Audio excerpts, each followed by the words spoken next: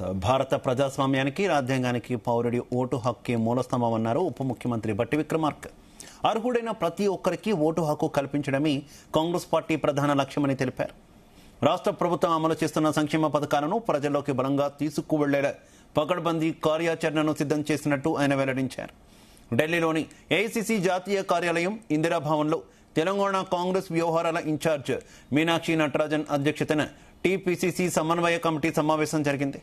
సమావేశంలో ప్రధానంగా 3 అంశాలపై విస్తృత చర్చ జరిగిందని, పార్టీ ప్రభుత్వ సమన్వయంపై కీలక నిర్ణయాలు తీసుకున్నామని ఆయన స్పష్టం చేశారు.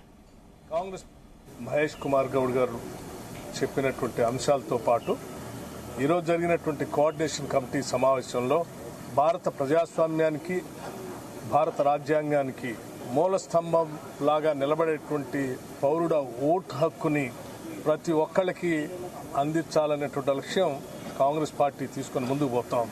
ఆ ఓటు హక్కుని ప్రతి పౌరుడికి అందించే ప్రక్రియలో భాగంగా ఎస్ఐఆర్లో జరుగుతున్నటువంటి విధానంలో తెలంగాణ రాష్ట్రంలో బిఎల్ఏస్, కాంగ్రెస్ పార్టీ నియమించినటువంటి బిఎల్ఏస్ చాలా బాగా పనిచేస్తూ ఉన్నారు. వారు చేసినటువంటి పని విధానాన్ని కూడా ఈరోజు అఖిల భారత కాంగ్రెస్ కమిటీ ఆధ్వర్యంలో రివ్యూ చేయటం జరిగింది.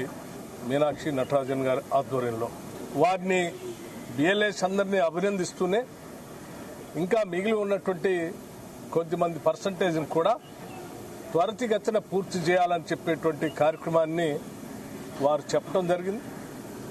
వారితో పాటు రాష్ట్ర ప్రభుత్వం తరఫున చేస్తున్నటువంటి అనేక సంక్షేమ కార్యక్రమాలను కాంగ్రెస్ పార్టీ క్యాడర్ అట్లాగే సంస్థాగతంగా ఉన్నటువంటి వ్యవస్థ ద్వారా పెద్ద ఎత్తున ప్రజల దగ్గర చేర్చే కార్యక్రమానికి కూడా ఒక యాక్షన్ ప్లాన్ తయారు